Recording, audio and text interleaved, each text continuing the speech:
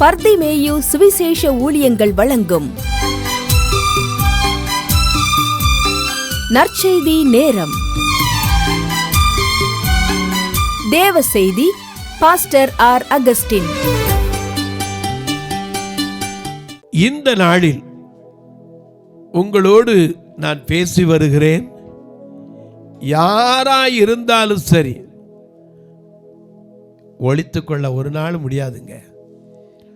ஏன்னா வெளியரங்கமாகாத காரியம் கிடையாது, அறியப்படாத ரகசியம் கிடையாதுங்க. எதை மறைச்சாலும் சரி, நிச்சயமா ஒரு நாள் வெளிப்படும். ஐயா, அது நல்லதானாலும் சரி.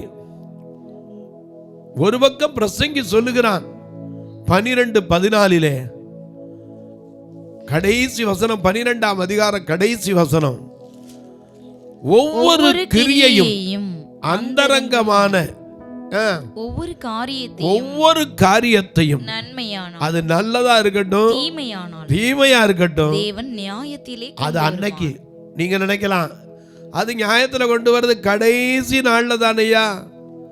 ஆனா அந்த உலகத்துல வரும்போதே நீ அவர் அறியாம ஒன்று செய்ய முடியாது, அதை உணரும்படி செய்ய அவரால் முடியும். உங்க வேதத்தை எங்க இருந்தாலும் சரி, 1 ராஜாக்கள் 14ஆம் அதிகாரம் 3வது வசனத்துக்கு எல்லாரும் திருப்பி அனுப்பிங்களா? அல்லேலூயா.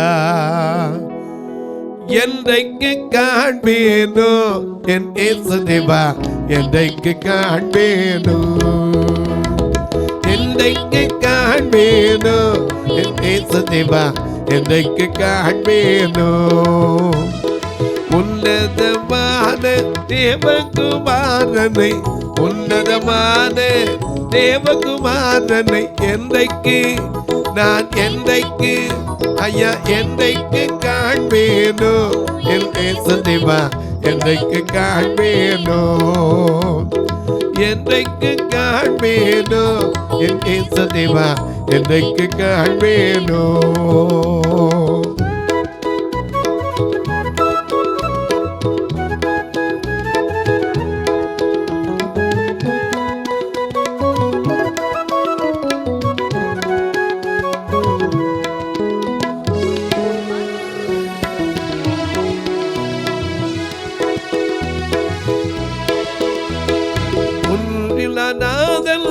மாமரினூலன் வாசிலநாதன், மாமரினூலன் இயேசுவின் திருமுக தரிசனம் நோக்கினார், இயேசுவின் திருமுக தரிசனம் நோக்கினார். என்றைக்கு, என்றைக்கு ஐயா, என்றைக்கு காண்பேனோ என் இயேசு தேவா, என்றைக்கு காண்பேனோ, என்றைக்கு காண்பேனோ என் இயேசு தேவா, என்றைக்கு காண்பேனோ.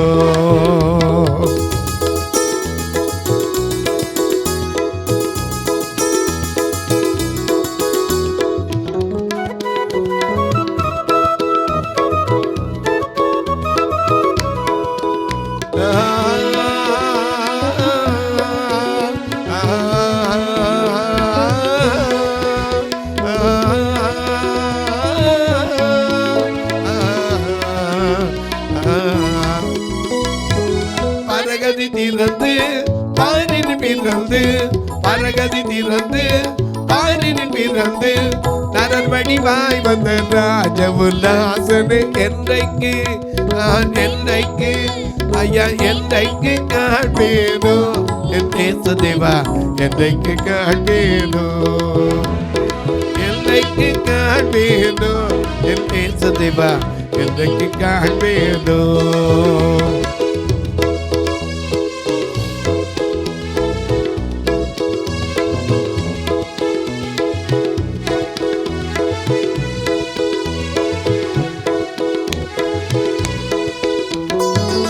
ஐந்தப்பம் கொண்டு அனைவருக்கு பகிர்ந்து, ஐந்தப்பம் கொண்டு அனைவருக்கு பகிர்ந்து, சிந்தையில் உவந்தவர் சீகர சீகரை என்றைக்கு ஐயா, என்றைக்கு நான் என்றைக்கு காண்பேனோ என் இயேசு தேவா, என்னைக்கு காண்பேனோ, என்னைக்கு காண்பேனோ என் தேவா, என்னைக்கு காண்பேனோ. இந்த ஏக்கத்தோட தான் எல்லாரும் காத்திருக்கிறோம். என்னைக்கு வருவார்னு தெரியாது. ஏன்னா அவர் எப்பவும் வரலாம். அவரை தடுக்கிறதுக்கு ஏன்னு கேட்கறதுக்கு நமக்கு அதிகாரம் கிடையாது. ஏன்னா அவர் வருவார். ஆனால் ஏன் காத்திருக்காரு? எல்லாரும் மனம் திரும்பணும், ஒருவரும் கெட்டு போயிடக்கூடாது. இந்த தாகம் அவருக்கு இன்னைக்கும் தீரலை. சிலுவையில் சொன்னார் தாகமாக இருக்கிறேன். இன்னைக்கு அந்த தாகம் தீர்ந்திருக்கா? யோவான் 16:33-16 என்ன வாசிக்கிறோம்? தேவன் தம்முடைய ஒரே பேரானை 16:33 தேவன் தம்முடைய ஒரே பேரான குமாரனை விசுவாசிக்கிறவன் எவனோ அவன் கெட்டு போகாமல் நித்திய ஜீவனை அடையும்படிக்கு அவரை தந்தருளி இவ்வளவாய் உலகத்தில் அன்பு கூர்ந்தார். ஒருவரும் கெட்டு போயிடக்கூடாது. இந்த தாகம் என்னைக்கு தீர்க்கிறது? ஒருவேளை நம்ம திருந்தினா நம்ம பிள்ளை திருந்த மாட்டேங்குது, ஒருவேளை பிள்ளை திருந்தினா நம்ம திருந்த மாட்டேன்றோம். புருஷன் திரும்பினா மனைவி மாறி போயிடறான், மனைவி திரும்பினா புருஷன் மாறி போயிடுறான். ஆனால் ஆண்டவர் பொறுமையாக தான் இருக்கார். அவருடைய பொறுமைக்கு அளவே கிடையாது. என கண்பானுடைய ஒன்றை நாம் அறிந்து கொள்ள வேண்டும். எவனாகிலும், நான் தான் உங்களோட பேசி வரேன், யாராக இருக்கட்டும், ஆண்டவர் பார்க்காதபடிக்கு போய் மறைவிடத்தில் உட்கார முடியுமா? ஏன்னா இங்கே எரோபியாம் சொல்லி அனுப்புனான் தான் மனைவிக்கு. 1 ராஜாக்கள் 14ஆம் அதிகாரத்தில் நாம் தியானித்து வருகிறோம். எரோபியாம் தம்முடைய மனைவியை பார்த்து, அவன் பிள்ளை அபியா என்ன செய்யறான்? நோய்வாய்ப்பட்டு கிடக்கிறான். அங்கே ஒரு தீர்க்கதரிசி இருக்கிறான், அவன் பேர் அகியா. அவன் தான் இவர் ராஜாவாகிறதுக்கு ஆரம்பத்திலே சொன்னவர், தீர்க்க தரிசனம் சொன்னவர். இப்போ அவர் சொன்னார், ஏம்மா நீ எந்திரிச்சு போகணும். யார்கிட்ட போகணும்? நான் ஒரு காலத்தில் எனக்கே தெரியாது ராஜா ஆவேன்னு, ஆனால் தீர்க்க தரிசனமாய் சொல்லி என் வாழ்க்கையில் ஒரு அற்புதத்தை செய்த ஒரு மனுஷன் இருக்கிறான், அந்த தீர்க்க தரிசனம் நீ போகணும். ஆனால் போகும்போது மறந்துடக்கூடாது. என்ன செய்யணும்? நீ உன் கையிலே 10 பணியாரம் 10 அப்பங்களையும் பணியாரங்களையும் ஒரு கலசம் தேனையும் கையில எடுத்துக்கொண்டு அவனிடத்துக்கு போ. பிள்ளைக்கு சம்பவிக்க போகிறது, நம்ம பிள்ளைக்கு என்ன நடக்க போகுதுங்கிறத அவன் என்ன செய்வான்? சொல்லுவான், அறிவிப்பான். ஏன்னா கர்த்தர் நமக்கு சொல்லுவார். ஏன்னா அவரிடத்துல கேட்கணும். கேட்டா என்ன செய்வார்? என்ன கேட்கறதெல்லாம் தருவார்.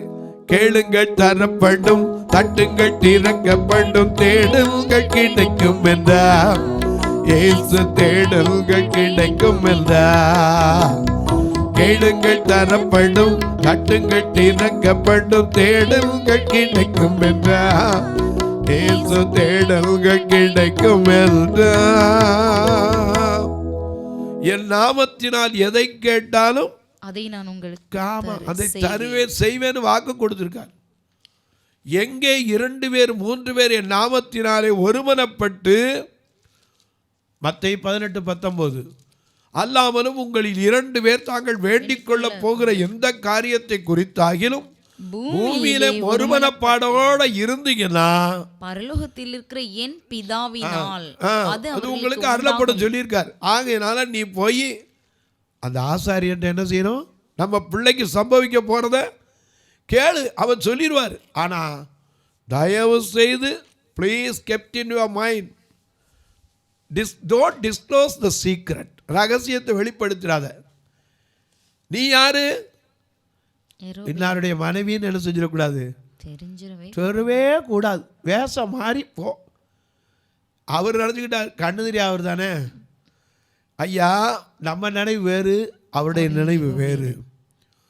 இவர் நினச்சிக்கிட்டார் கண்ணு தெரியாது தானே, அவர் எங்கே பார்க்க போகிறாரு, நம்ம என்ன செஞ்சாலும் பார்க்க போகிறாருன்னு நினச்சிக்கிட்டு போகலாம். அங்க போறதுக்கு முன்னாடி கர்த்தர் அவளுக்கு சொல்லிட்டார். வாசிங்க 3ஆம் வசனத்திலிருந்து வாசிங்க. அப்படியே யெரொபெயாமின் மனைவி அப்பொழுது யெரொபெயாமின் மனைவி செய்தாள். அவள் எழுந்து சீலோவுக்கு போய், சீலோனா கர்த்தருடைய ஆலயத்திற்கு போய் அகியாவின் வீட்டிற்குள் பிரவேசித்தாள். அகியாவின் வீட்டுக்குள்ளே பிரவேசித்தாள். அகியாவோ முதிர் வயதானதினாலே அவன் கண்கள் இருளடைந்து பார்க்க கூடாததினால் இருந்தான். ஏன்னா அப்படிப்பட்ட நிலையிலோ அவர் கூட இருக்கிறார். அறியாத வழியில நடத்துகிற தேவன் நம்ம நடமுடிப்பார். எப்படி நடத்துவார்? கரம் பிடித்து நடத்துவார், கல்வல்லை மேல் நிறுத்துவார். கரம் பிடித்து நடத்துவார், கல்வல்லை மேல் நிறுத்துவார். ஒரு தாய் தேர்த்து வந்து போ எல்லேசர் தேர்த்துவார். ஒரு தாய் தேர்த்து வந்து போ எல்லேசர் தேர்த்துவார்.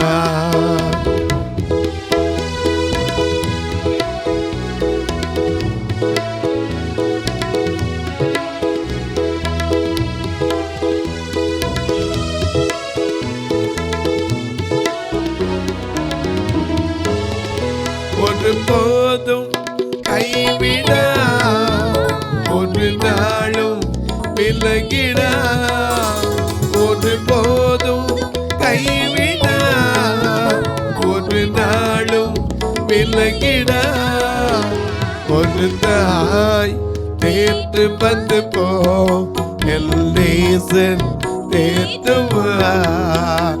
ஒரு தாய் தேர்த்து வந்து போ எல்லேசன் தேற்றுவார்.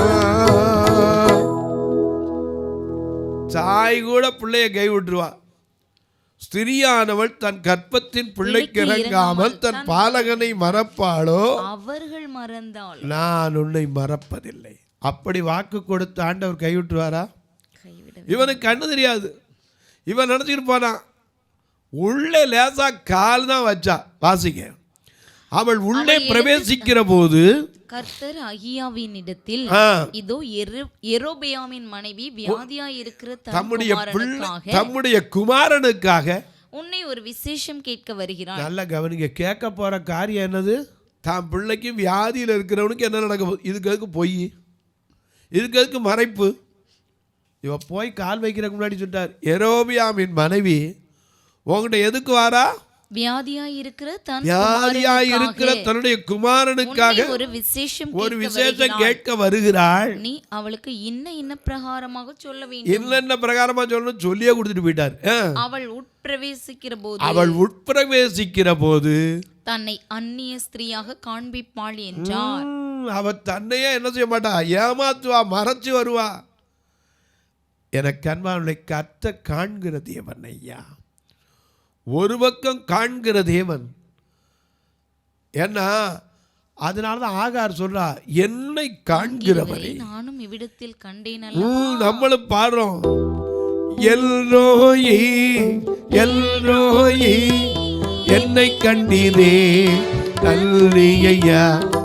எல்ரோயி எல்ரோயி என்னை கண்டீரே நல்லி ஐயா. என்னை கண்டீரே நல்லி ஐயா. உம்மை முழு உள்ளத்தோடு ஆராதிப்பே, முழு பலத்தோடு அன்பு கூறுவே. முழு உள்ளத்தோடு ஆராதிப்பே, முழு பலத்தோடு அன்பு கூறுவே. ஆராதனை ஆராதனை ஆராதனை ஆராதனை ஆராதனை ஆராதனை ஆராதனை ஆராதனை. அன்பு கூறுவே இன்னும் அதிகமா, அன்பு கூறுவே இன்னும் அதிகமாய், ஆராதிப்பே இன்னும் ஆர்வமாய். சொல்லுங்க, அன்பு கூறுவே இன்னும் அதிகமா, ஆராதிப்பே இன்னும் ஆர்வமாய். உம்மை முழு உள்ளத்தோடு ஆராதிப்பேன், முழு வெள்ளத்தோடு அன்பு கூறுவேன். ஆராதனை ஆராதனை ஆஹா, ஆராதனை ஆராதனை ஆராதனை ஆராதனை ஆஹா, ஆராதனை ஆராதனை. ஆண்டவர் சொன்னார், உங்ககிட்ட ஒரு விசேஷம் கேட்க வர்றா, அவ என்ன செய்வா? தன்னை அந்நிய ஸ்திரியாக காண்பிப்பாள். நீ அவளுக்கு எப்படியெல்லாம் சொல்லணும்னு சொல்லி கொடுத்தார். வாசிங்க. ஆகையால் வாசற்படிக்குள் பிரவேசிக்கும், வாசற்படியில பிரவேசிக்கும் அவளுடைய நடையின் சத்தத்தை. நல்லங்க பாருங்க, நடக்கும் போது சத்தம். இந்த நடக்கிற சத்தத்தை கேட்டுதான் பரிதிமையை கூப்பிட்டான். மார்க் எழுதின சுவிசேஷம் 10ஆம் அதிகாரத்திலே 46ஆம் வசனத்திலும் லூக்கா 18:35 வாசிக்கும் போது, எரிகோ பட்டணத்தில் ஜனங்கள் நடக்கிற சத்தத்தை அவன் கேட்டபோது இது என்ன என்று விசாரித்தான்.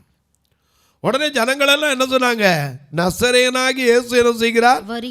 ஆமா, நடக்கிற சத்தம் இருக்கு. ஏன்னா சிலர் பெண்களை கூட வீட்டில் சொல்லுவாங்க, கொஞ்சம் நல்லா பார்த்து நட, அமைதியாக நடப்பாங்க. சிலர் நடக்கிற பார்த்தீங்கன்னா கீழே குடியிருக்கிறோம் பயந்து ஓடி போயிடணும். டம்முன்னு வைக்கிற காலை அடி எடுத்து வைக்கும்போது என்ன செய்யணும்? ரொம்ப நிதானமாக அடி எடுத்து வைக்கணும். ஒவ்வொரு அடியிலும் கர்த்தாவே, என் கால்கள் சறுக்கு முன்னே உம்முடைய கிருபை என்னை தாங்குகிறது. நமக்கு அதனால தான் கேட்குறான், நடக்க சொல்லித்தாரும் இயேசுவே இயேசு, நடக்க சொல்லித்தாரும் இயேசுவே இயேசுவே, நடக்க சொல்லித்தாரும் இயேசுவே இயேசுவே, நடக்க சொல்லித்தாரும் இயேசுவே இயேசுவே, நடக்க சொல்லித்தாரும் இயேசுவே இயேசுவே, நடக்க சொல்லித்தாரும் இயேசுவே இயேசுவே.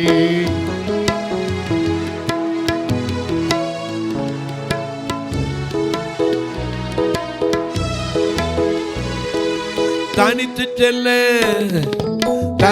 செல்ல முடியவில்லை, தவித்து நிற்கும் பாபிலோன். தனித்து செல்ல முடியவில்லை, தனித்து நிற்கும் பாபிலோன். கரம் பிடித்து முன்னாலே அணைத்து கொண்ட தெய்வமே, கரம் பிடித்து முன்னாலே அணைத்து கொண்ட தெய்வமே, நடக்க சொல்லி தாரும் இயேசுவே இயேசுவே, நடக்க சொல்லி தாரும் இயேசுவே இயேசுவே.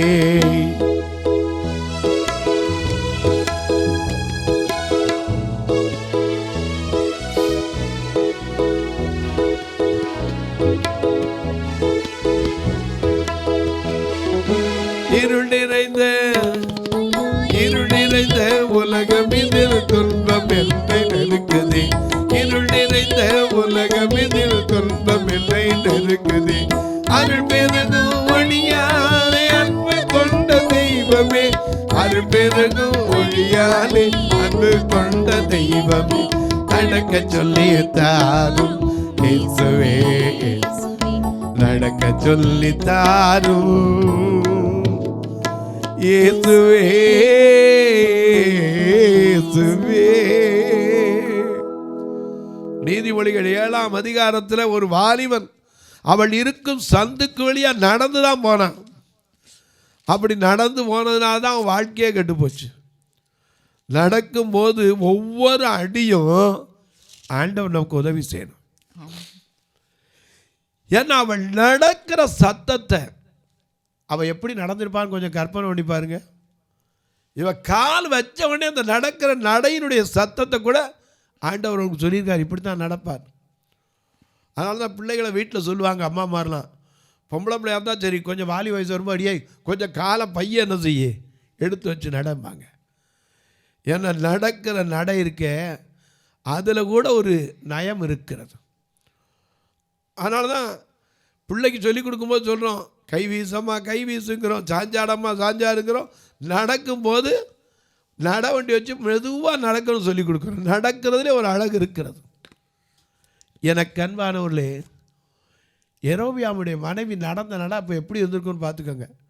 வாசிங்க. அவள் அந்த நடையின் சத்தத்தை, வாசற்படியில் உள்ள வந்து பிரவேசித்தோன்னு அவன் நடக்கிற சத்தத்தை அந்த ஆசாரியன் அகியா கேட்டபோது, அவன் யெரொபெயாமின் மனைவியே உள்ளே வா. எவ்வளவு வைக்கிறேன், அவர் வருவான்னு சொல்லியிருக்கார். அந்நியனா காய்ப்பான்னு சொல்லி அவன் நடைய பற்றி சொன்னாரா? இல்லைப்பா. அவன் எவ்வளவு கீன் அப்சர்விங் கெப்பாசிட்டி, நடக்கிறத வச்சு நான் சொல்றது. எனக்கு அன்பானவர்களே, அவர் காலை வச்சோன்னு இவர் சொல்றாரு, யெரொபெயாமின் மனைவியே உள்ளே வா, உள்ளவா. உன்னை அந்நிய ஸ்திரியாய் காண்பிக்கிறது என்ன? துக்க செய்தி உனக்கு ஒரு செய்தி நீ எதிர்பார்த்து வந்திருக்க. அது என்ன செய்தி? பிள்ளை அங்கே சோமலாம் கிடக்கான், அவனுக்கு என்ன நடக்க போகுதுன்னு கேட்க வந்திருக்க.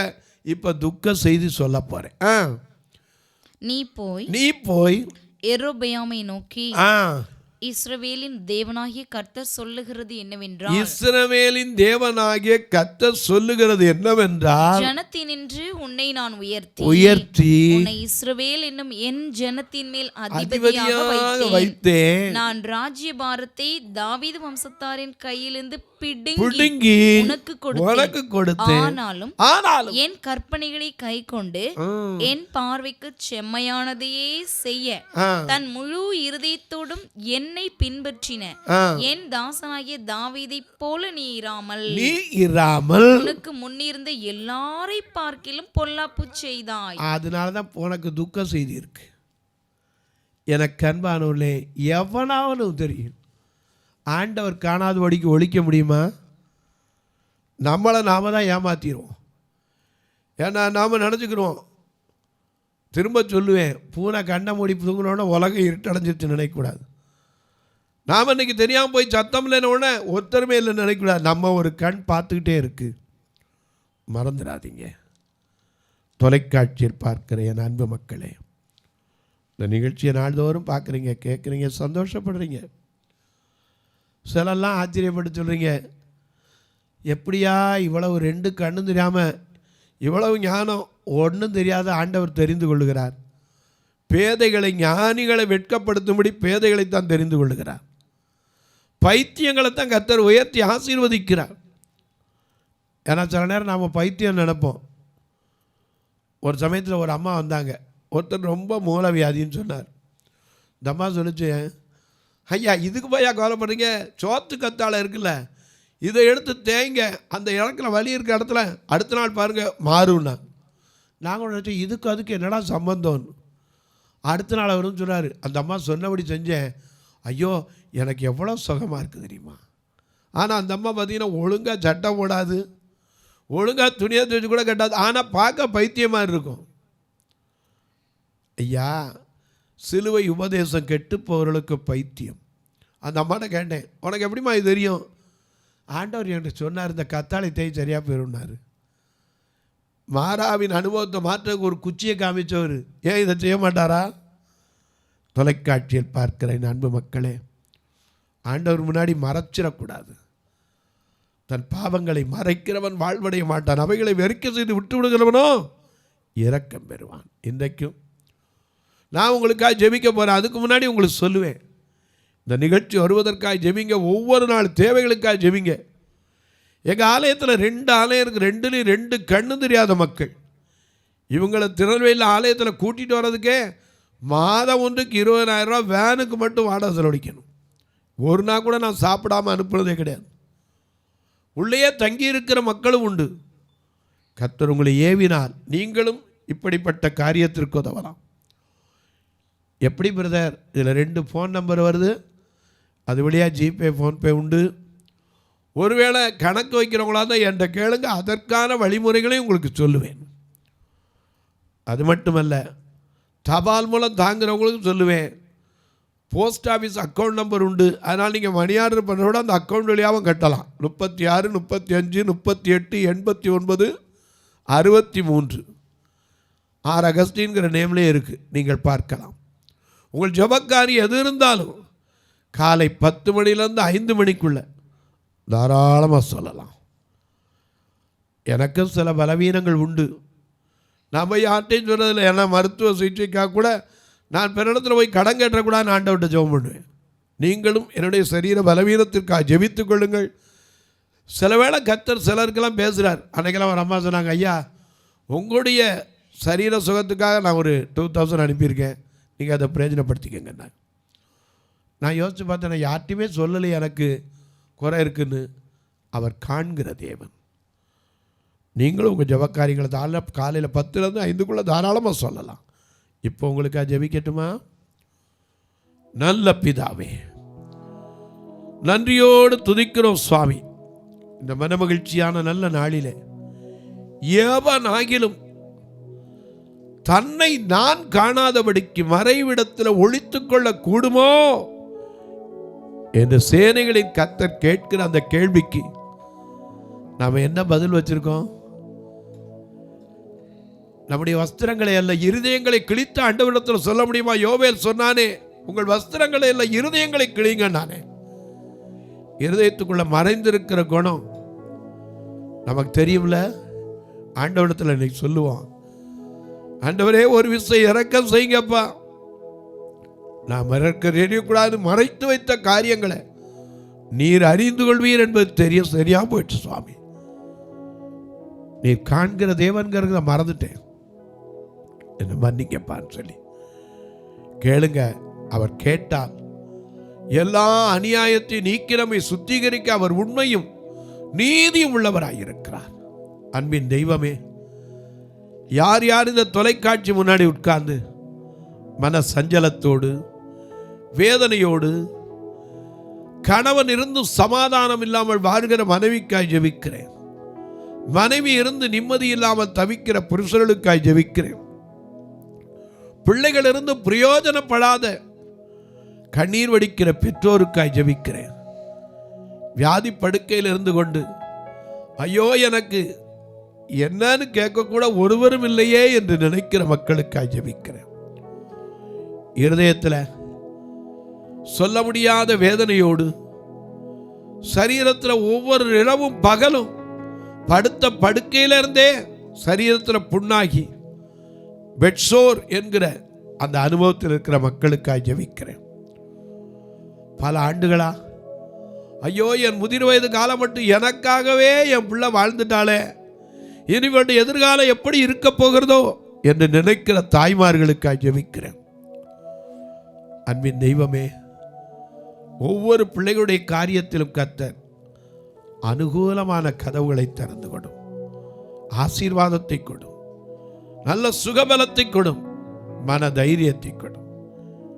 வானத்திற்கும் பூமிக்கும் சகல அதிகாரம் கொண்ட இயேசுவின் நாமத்திலே இந்த நாள் பிறந்த நாள் திருமண நாளை நினைவு கூறுகிற மக்களுக்காய், தங்களுக்கு அன்பான இழந்து தவிக்கிற ஆறுதலற்ற மக்களுக்காய் கர்த்தர் துணை செய்யும். இந்த உஷ்ண காலத்தில் எந்த நோய் நொடிகளும் ஒருவரையும் தாக்காமல் உடைய கிருபைக்குள்ளாய் ஓடிக்கொள்ளும்.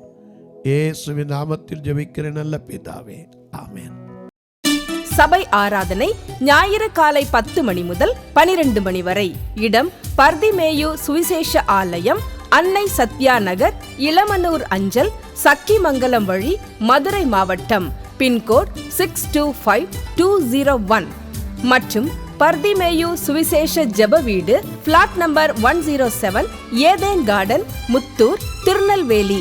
பின்கோட் 627011. சிறப்பு உபவாச கூட்டம் ஒவ்வொரு மாதமும் 2வது சனிக்கிழமை காலை 10 மணி முதல் 1 மணி வரை நாகர்கோவில் YMCA ஹாலில் வைத்து நடைபெறுகிறது. மற்றும் ஒவ்வொரு மாதமும் 4வது சனிக்கிழமை காலை 10 மணி முதல் 1 மணி வரை திருநெல்வேலி புதிய பேருந்து நிலையம் அருகில் உள்ள கிரேஸ் ஹாலில் வைத்து நடைபெறுகிறது.